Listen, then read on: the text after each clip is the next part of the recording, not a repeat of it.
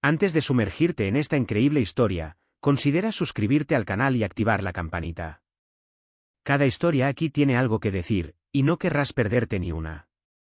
El pueblo de San Eloy, aferrada a las tranquilas laderas de las verdes colinas, parecía congelada en el tiempo. Sus calles empedradas, sus casas de piedra clara, su iglesia con su campanario crujiente, formaban una postal de la Francia rural, orgullosa de su limpieza moral.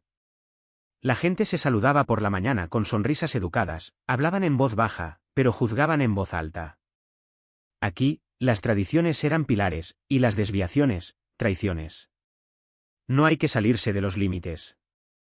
A los habitantes de Saint-Éloi les gustaba decir que vivían en un mundo saludable, una palabra que asociaban con el orden, la decencia y el silencio de las mujeres, la escuela, el catecismo, las comidas dominicales en familia, todo formaba un ritual sagrado, donde cada uno sabía cuál era su lugar. Una comunidad unida, sí, pero sobre todo un lugar donde reinaba el conformismo. Y pobre del que se atreviera a vivir de otra manera. En este tranquilo entorno vivió Amén, de 13 años, una estudiante brillante. De origen humilde, su familia se mudó al pueblo cuando tenía 6 años. Era una de las pocas estudiantes racializadas de la escuela, aunque tolerada, nunca se integró del todo. Pero su timidez, su disciplina y su pasión por los libros le valieron la protección cariñosa de Madame Fournier, su profesora de literatura, quien vio en ella una discreta estrella. Amina escribía poemas en hojas de papel que no mostraba a nadie, soñaba con París y los estudios, pero lo guardaba todo en un rincón secreto de su corazón. Hasta el día en que su vientre ya no podía ocultarse. Cuando se difundió la noticia de su embarazo, estalló como una bomba morales en Saint-Éloi. Los murmullos comenzaron en la iglesia, después de misa. Luego en el mercado, alrededor de los puestos de verduras. Luego en la escuela, en las salas de profesores, entre 2 risitas disimuladas y 3 miradas condescendientes. 13 años. ¿Te das cuenta? ¿Pero dónde están los padres? ¿Y quién es el padre? ¿Otro estudiante? ¿Un hombre casado? ¿Un migrante? El rumor se extendió como fuego en una casa de paja. El nombre de Amina era ahora un veneno, susurrada con desprecio y asociada a la palabra vergüenza. Su maestra intentó defenderla. En vano. La directora, señora Chaumont, una mujer recta como una estaca y fría como un salón de mármol, convocó a un consejo disciplinario excepcional sin abogado. Sin apoyo psicológico. Nadie alzó la voz para decir que Amina había sido víctima ni que necesitaba ayuda. El tono fue cortante, el veredicto rápido. Para preservar la imagen del establecimiento y en interés de los demás estudiantes, usted queda excluido permanentemente. Nadie le había preguntado cómo estaba. Ni qué quería hacer. Ni cómo había quedado embarazada. Solo veían una desviación que necesitaba erradicarse. En casa, el silencio fue denso al principio. Su madre, sentada en el sofá, con las manos entrelazadas, la miraba como si ya no la reconociera. Amina le imploraba con la mirada. Pero no había nada. Ni lágrimas. Solo esta ausencia, este dolor silencioso, como si hubiera roto un pacto invisible, el del honor familiar. Su padre, sin embargo, no necesitaba palabras dulces. Su voz, normalmente tranquila, se alzó como una tormenta. Nos has avergonzado. ¿Crees que vamos a aguantar esto en el pueblo? Lo has destruido todo. Todo. Te vas de esta casa. Esta noche. Amina no suplicó. Sentía que la batalla ya estaba perdida. Subió a su habitación y tomó una pequeña bolsa, una chaqueta, 2 camisetas, un cuaderno y un osito de peluche que guardaba desde pequeña. Su madre le entregó un papel, sin decir palabra, domicilio a 400 kilómetros de distancia, escrito apresuradamente por una trabajadora social. Fue la única ayuda ofrecida. La última mirada de su madre fue una puerta cerrándose. La ciudad a la que llegó parecía gigantesco, hostil, anónimo. Los coches pasaban a toda velocidad. La gente pasaba sin verla. El hogar en sí era un edificio gris y decrépito, con olor a productos de limpieza y a cansancio humano. Las otras chicas venían de todas partes. Algunas drogadas, otras fugitivas, todas maltratadas. Amina observaba en silencio. Dio a luz sola, una gélida mañana de enero, sin una sola mano que la sujetara. El llanto de su hija fue lo primero que Vivó que llevaba meses oyendo.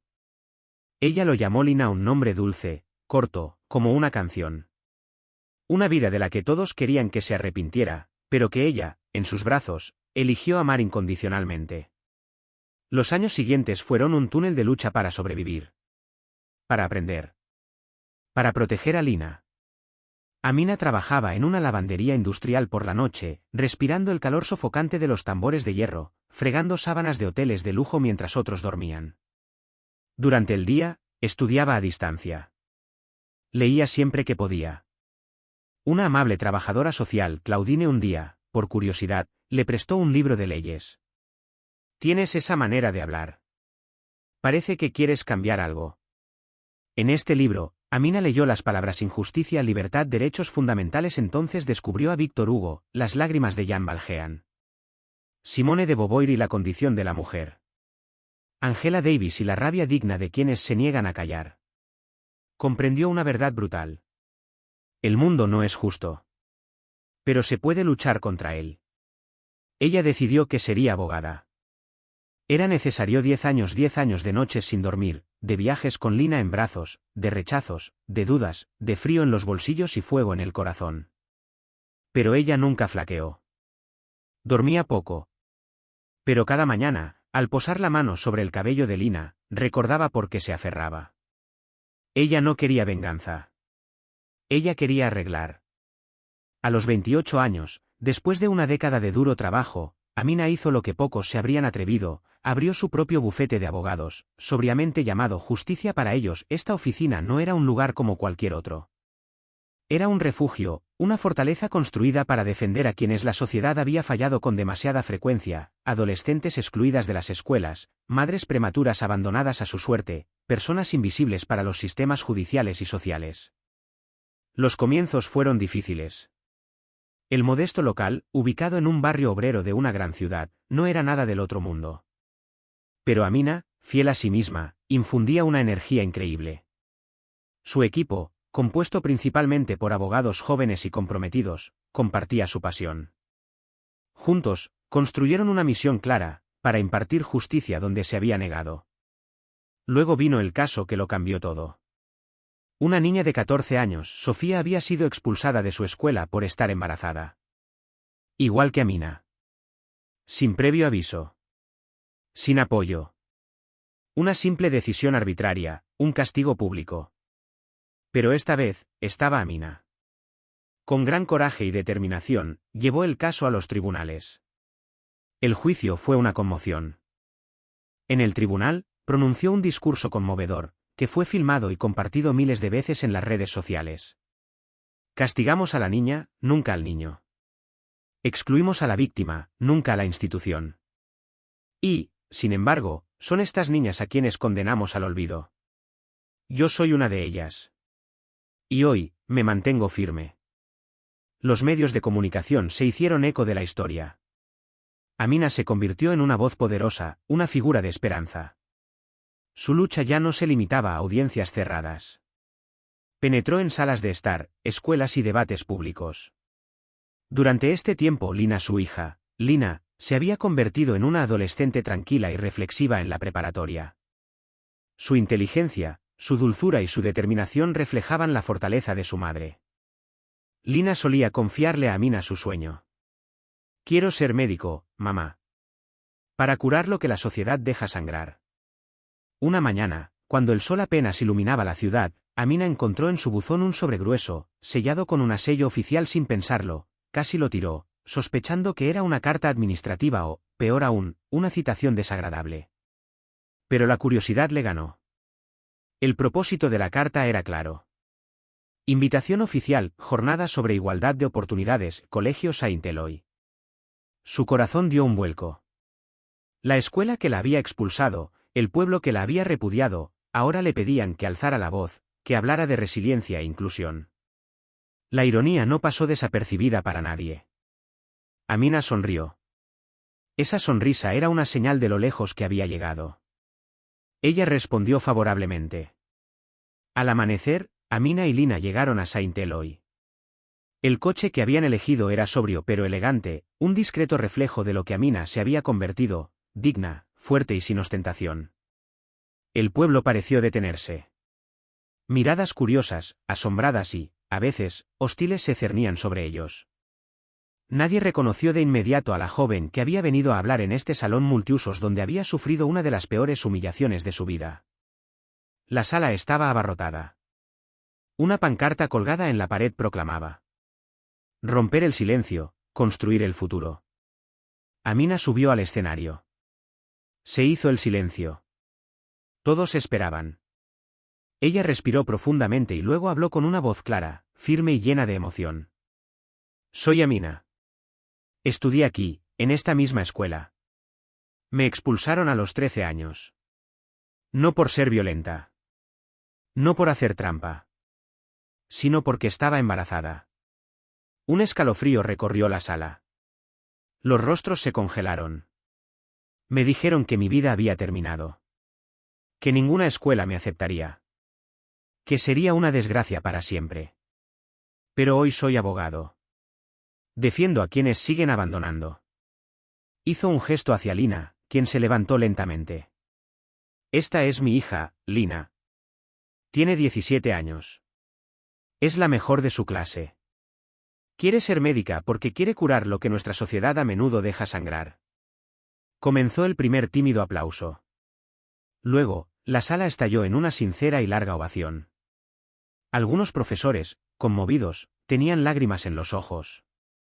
Otros, en un rincón, intercambiaron miradas avergonzadas. Al fondo, entre las sombras, se veía a la exdirectora, Madame Chaumont, ahora jubilada, salir silenciosamente de la sala. Demasiado tarde para una disculpa pública. Amina no regresó a Saint-Eloi para ajustar cuentas ni para reavivar viejos rencores. Ya no era aquella adolescente destrozada por la exclusión ni aquella joven madre sin voz. Regresó a Transformador para darle sentido al dolor que había padecido. Para ofrecerle ayuda cuando ella había estado de espaldas. Poco después de su discurso en la conferencia, gracias a la creciente notoriedad de su firma y al apoyo de patrocinadores simpatizantes de su causa, Amina lanzó una fundación dedicada a las jóvenes que han abandonado la escuela, a las madres adolescentes, a todos aquellos que la sociedad olvida. El proyecto más importante fue la creación de un centro de recepción y rehabilitación ubicado en la región de Saint-Eloi, a pocos kilómetros del pueblo.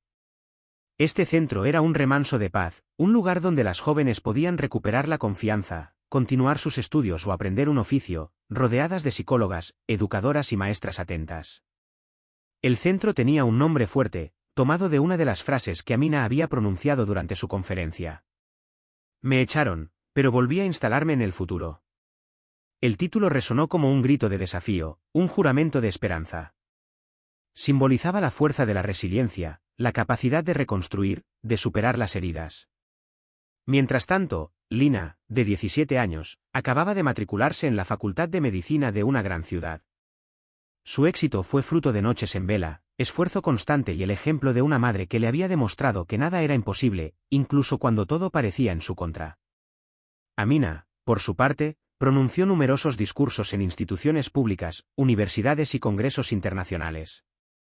Su historia nunca se contó para glorificarse, sino siempre para recordarnos una verdad simple y fundamental: ninguna niña, en ningún momento, merece ser abandonada, humillada o castigada por los errores, o incluso las faltas, que la sociedad se niega a admitir.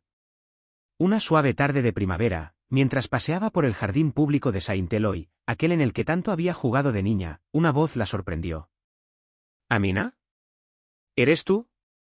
Se dio la vuelta y vio a una mujer que apenas reconoció. Era Claire, una excompañera de clase, una vez retraída y silenciosa, ahora una madre ama de casa, su mirada llena de una mezcla de tristeza y arrepentimiento. Claire dudó por un momento y luego admitió. Fuiste fuerte. Siempre. Y nosotros, lo dejamos pasar. Hicimos la vista gorda. Por miedo, por ignorancia, por comodidad. Amina la miró largo rato, con esa dulzura forjada en el dolor. No es por mí por quien deberías sentir lástima, Claire, respondió con calma. Crecí a pesar de ellos, contra ellos. Transformé la vergüenza en fuerza, la exclusión en esperanza. Hizo una pausa y luego añadió, mirando hacia el horizonte. Son ellos a quienes aún olvidamos, a quienes siempre relegamos a la sombra, quienes necesitan que hablemos por ellos. Son por quienes vale la pena luchar cada día. Reanudó su caminar lento, con las manos en los bolsillos y el rostro vuelto hacia el futuro. Amina no solo había sobrevivido a la humillación. La había convertido en una poderosa luz que iluminó el camino de miles de jóvenes. Sin darse cuenta, se había convertido en un símbolo de resiliencia, esperanza y justicia. Y ella sabía que esa luz continuaría ardiendo mucho después de ella.